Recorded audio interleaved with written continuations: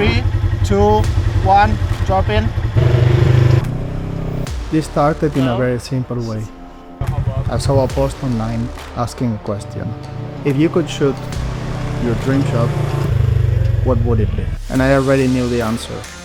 I had been thinking about this kind of shot for so many years. A long, flowing mountain bike sequence, movement, terrain, camera, all working together. Something that puts you inside of the ride. Let's just watch again. I submitted the idea, and somehow I got selected. So, Canon supported the project and financed the production. I didn't get paid for it. This wasn't a commercial job. It was more like an opportunity to actually bring an idea to life with the right tools and the right people around it. And honestly, it exceeded every expectation I had. We had only just one day of production, one day with the full setup, and one day with access to the cameras. So everything you see here happened within that window, only one day. And what I'm sharing about the cameras comes from the day on set, combined with my experience using similar systems on previous projects. If you're new here, my name is Rock. I'm a filmmaker and photographer working mostly around action sports, outdoor storytelling, and brand productions. Most of what I do sits between documentary and commercial work. Real places, real athletes, real conditions. And this project lived right in the middle of that world. So in this video, I want to talk you through the whole process. From the idea to planning, the day on set, and everything we had to adapt along the way. And if you're into seeing how productions actually come together, not just the final shots, consider subscribing. This is what this channel is about. The dolly zoom? I don't know. Sorry. Oh. Yeah. We need a cart, I guess.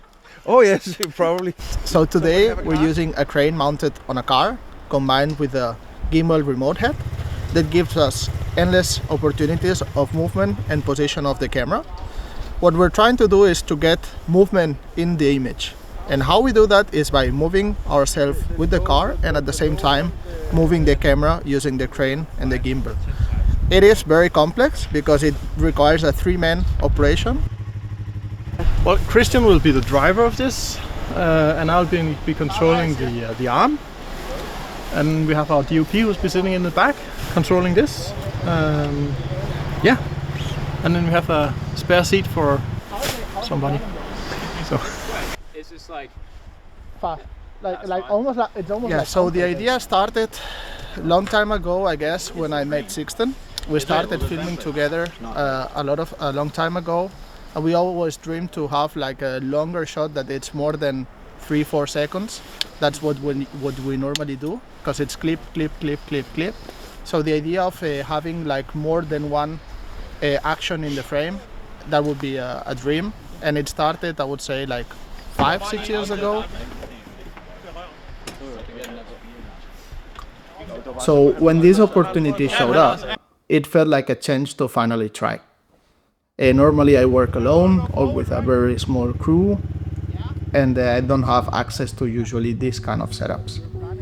The idea I submitted was simple on paper. One long, continuous tracking shot.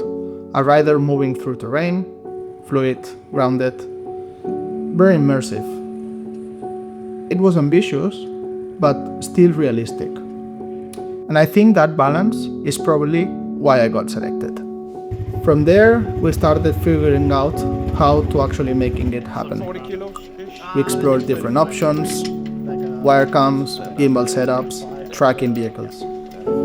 A wire cam could have given us a long movement, but it would have locked us into one single shot, one single line, and if that didn't work on the day, that would be it. And because we only had one day to shoot, that was very risky, maybe too big of a risk. So flexibility came a big priority. That's where the ATV and crane system came into play. It allowed us to move, reposition, and react to the terrain, and work with key grips and operators who actually know how to push their systems properly that changes everything. I mean, you need a driver, you need somebody to control the arm, which can go 360 up and down. Then you need one guy which will be Rock, to operate the camera, do the framing, do the zoom. Unique thing about it is that it's quite versatile. You can do a lot of different moves with the camera doing a shot, so it can go off-road on this one, the UTV, and you can jib up and down, and it's all stabilized, so you can actually, you have a freedom to do a lot of different shots with this piece of equipment. Then we got to location, and reality kicked in. There was snow everywhere, frozen ground, and sections we couldn't drive safely. Suddenly the perfect long shot wasn't possible in the way we imagined it, so we had to adapt. Instead of one continuous movement, we broke it into parts, tracking sections, crane movements, and then doing in multiple passes until we got something we were happy with. And the creative challenge shifted. It wasn't, how do we do the perfect shot? It became, how do we build a sequence that matches together, but keeping the original idea of having movement and high value production still playing in the shots. Yeah, is that if we can start with the, let's say around here, or with the camera around here, so we see them coming, and then we can start panning us using the trees for a little bit of a parallax. Yeah, I think we'll probably be here, seeing them come down, and then that is the tricky part, because we have to, start when they're coming down here, then we will be running down there and being like, maybe it would be nice if we are kind of like here with the jump. Yeah. And honestly, that's where filmmaking actually happens. So all this production was part of a product showcase. We were also showcasing the camera doing this project, so the setup mattered. And again, this all happens in one day. The cameras I got to choose, and actually it was my decision. On one hand, the Canon C50 with the 24-105 2.8 Z lens that was basically living on the crane, and then we had a Canon R6 Mark III for handheld operations or for quick pickup shots. The way we used it today, it was mounted on a crane most of the day. So here we had to rely on the autofocus of the camera, and it was really important that it was spot on, because there's a lot of movement on the image, and if it gets thrown off easily by a tree passing by or a branch of a tree or something like that, it will be a shame if everyone on the team makes the work and then the camera is the one failing on us. But fortunately, it was mostly the opposite. The camera performed really good the whole day, and then we just had to focus on having the right frame and the right movement, and we could basically forget about the camera, and that's what you want on a camera. That was the second time. Do you want a job as operator? And again, this all happened in one day, so these impressions come from using them intensively on that shoot and from my experience working with similar tools before. We shot everything in open gate. That gave us flexibility in post, reframing, stabilizing, and punching it if needed. And again, we could both deliver for 16:9 like now, and 9:16 for Instagram and TikTok. And since we were shooting in 7K, we had the room to do that with losing any quality. Both cameras shared the same sensor, so matching them was very straightforward. Same color science, same open gate recording, same C-Log 2 profile, and both capable of shooting RAW.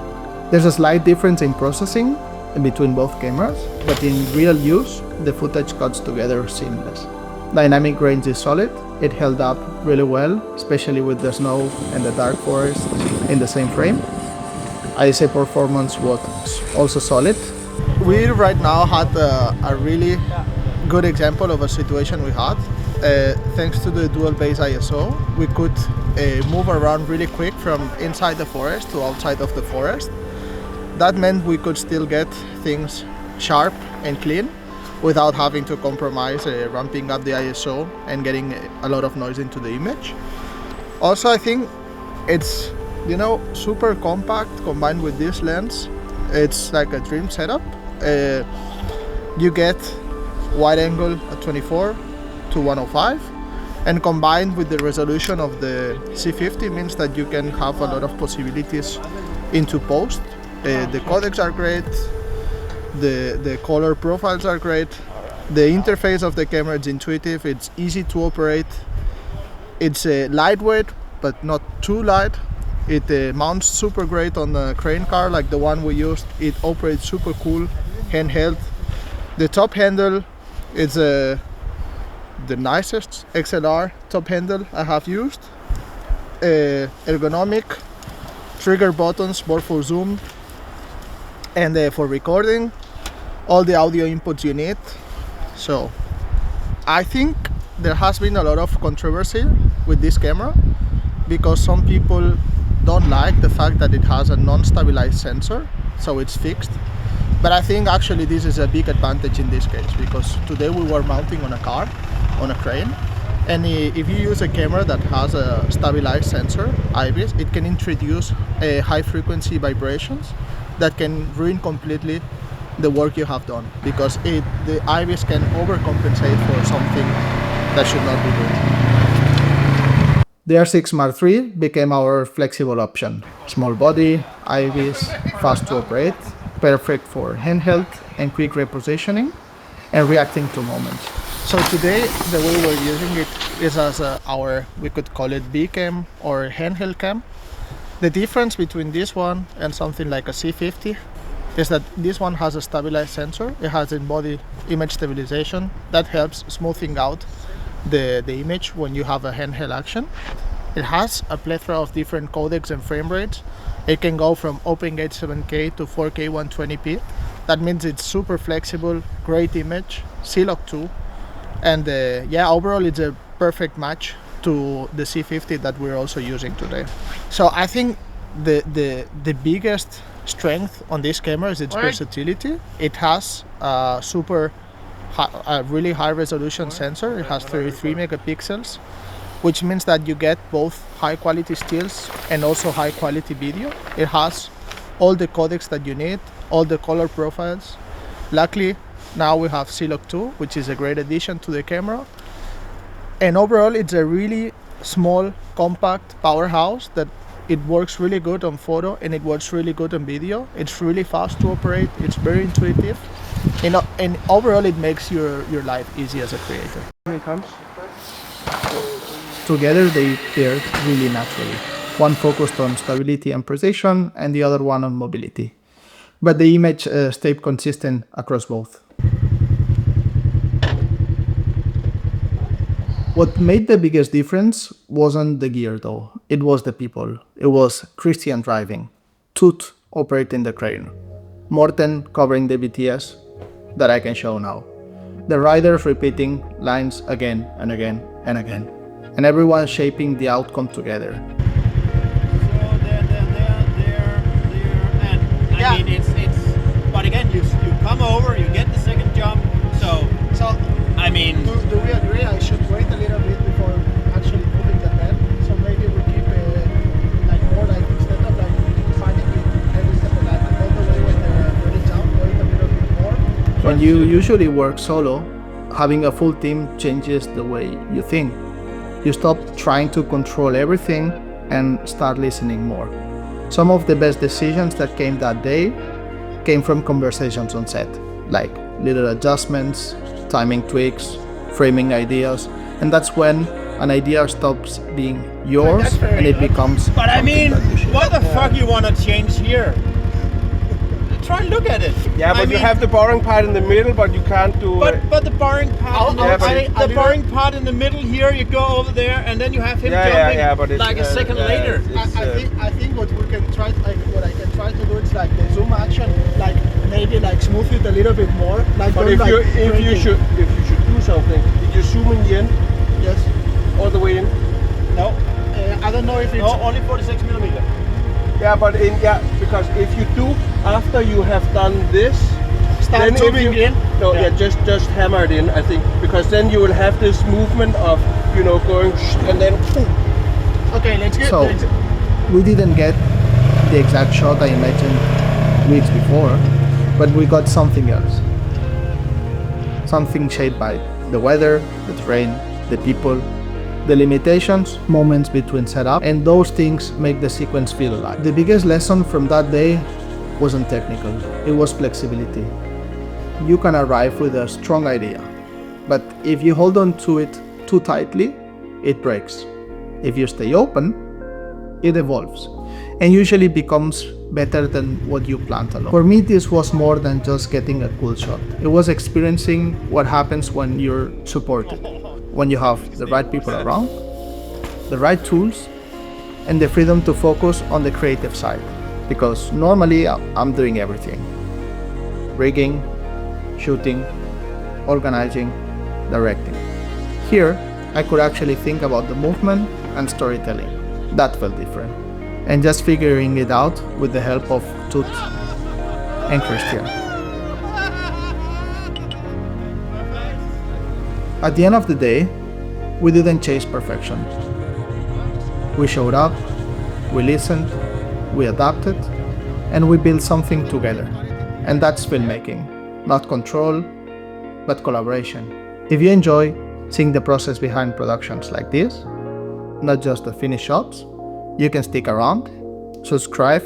I'll keep sharing more of this. The ideas, the failures, the decisions, everything that happens between the concept and the final frame. Thanks for watching, and I'll see you in the next one.